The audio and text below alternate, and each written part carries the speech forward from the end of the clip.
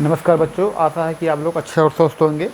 आज की क्लास में हम देखने वाले हैं मनोहर रे कक्षा 10 गणित प्रश्नावली 6B का क्वेश्चन नंबर 11 है। देखते हैं क्या कहता है। कह रहा है कि एक चतुर्भुज ABCD के विकर्ण परस्पर बिंदु O पर प्रच्छेदित करते हैं कि AO बटा BO बराबर CO अपान DO है।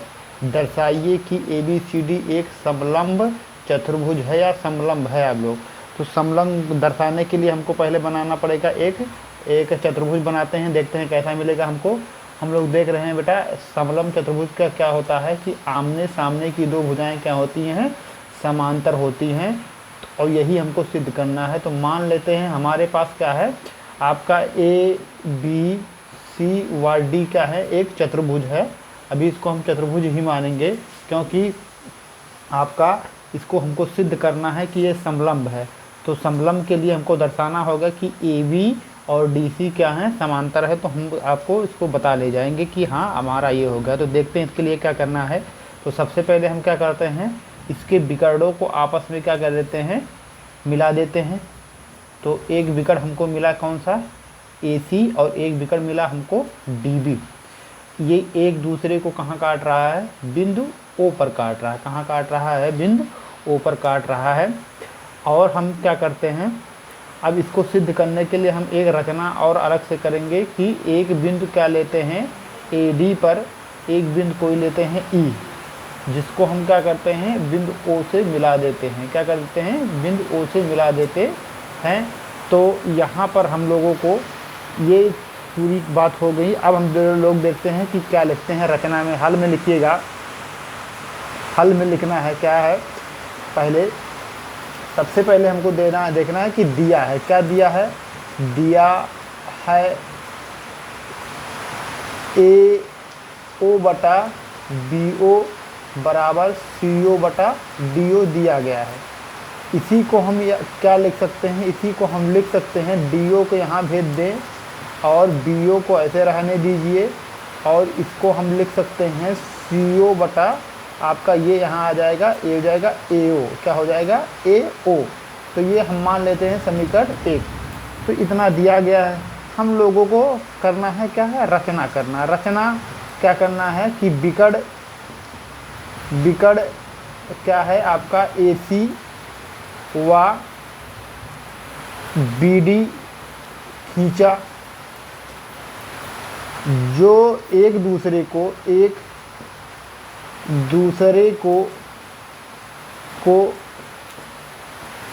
बिंदु किस पर, O पर प्रतिच्छेदित करता है। क्या करता है, प्रतिच्छेदित करता है, छेदित करता है। ठीक है, ये क्या कर रहा है, एक दूसरे को कहाँ का प्रच्छेदित कर रहा है, बिंदु O पर प्रच्छेदित करता है। तथा और हमने क्या खींचा, रेखा आप लोगों का हमने EO क्या है, EO समांतर किसके, AB खींचा, क्या है, खींचा। तो EO अपान इसको हमने खींचा। तो इससे उत्पत्ति क्या होगी, उत्पत्ति हमारा क्या होगा, ये आप लोग देख रहे हो कि रेखा इसके क्या है, आपका समांतर है। तो अतः हम क्या लिख सकते हैं, उत्पत्ति क्या हो रहा है, त्रिभुज किसमें, AB व D में, त्रिभुज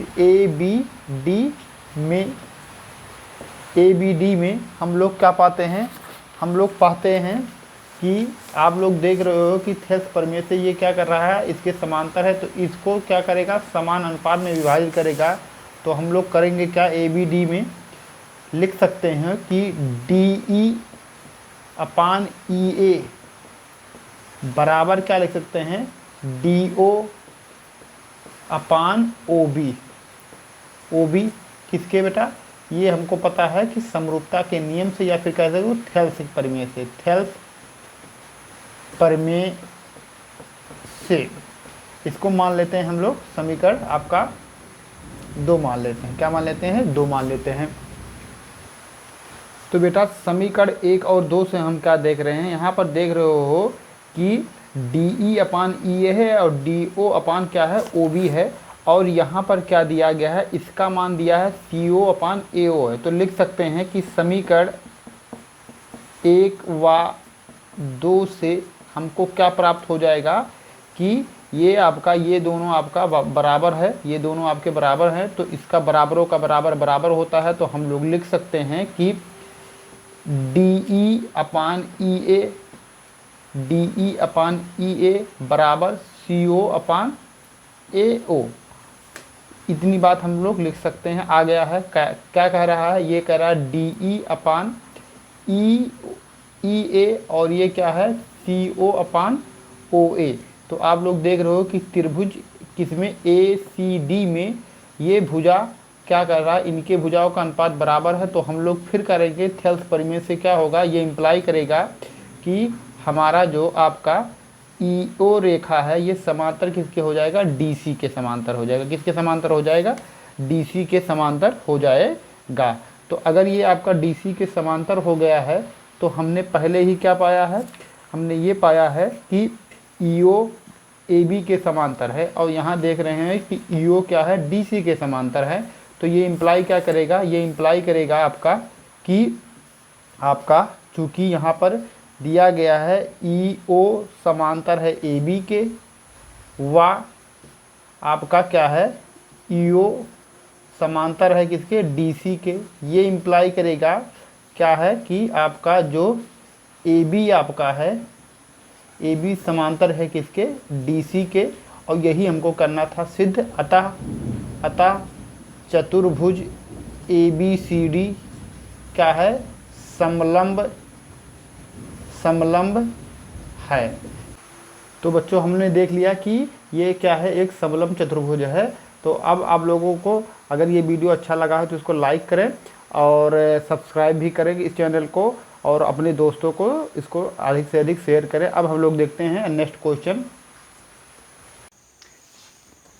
चलिए बेटा देखते हैं हम क्वेश्चन नंबर 12 क्या कहता है। ये कह रहा है यदि किसी त्रिभुज के एक कोण का समद्विभाजक सम्मुख भुजा को समद्विभाजित करता है तो सिद्ध कीजिए त्रिभुज समद्विबाहु है। तो इसके लिए सबसे पहले क्या लेंगे, एक त्रिभुज लेंगे। तो मान लेते हैं हमारे पास क्या त्रिभुज है, एक त्रिभुज है आपका A है और B है व C है। कह रहा है कि एक कोण का समद्विभाजक, तो मान लेते हैं एक कोण A का समद्विभाजक कोई रेखा क्या है आपका AD है, जो क्या कर रहा है, कोण A को ये समान अनुपात क्या है, समान कोण में विभाजित कर रहा है। तथा कह रहा है ये सम्मुख भुजा को समान बराबर रूप में क्या कर दे रहा है, बांट रहा है। तो हमको यहाँ से क्या मिल जाता है, हमको मिल रहा है बेटा, दिया है क्या क्या दिया गया है कि कोण A का दिया है क्या बेटा, त्रिभुज ABC में कोण A का समद्विभाजक क्या है बेटा, AD है।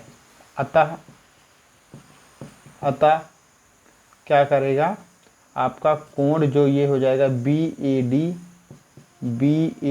ये किसके बराबर हो जाएगा, CAD के बराबर हो गया।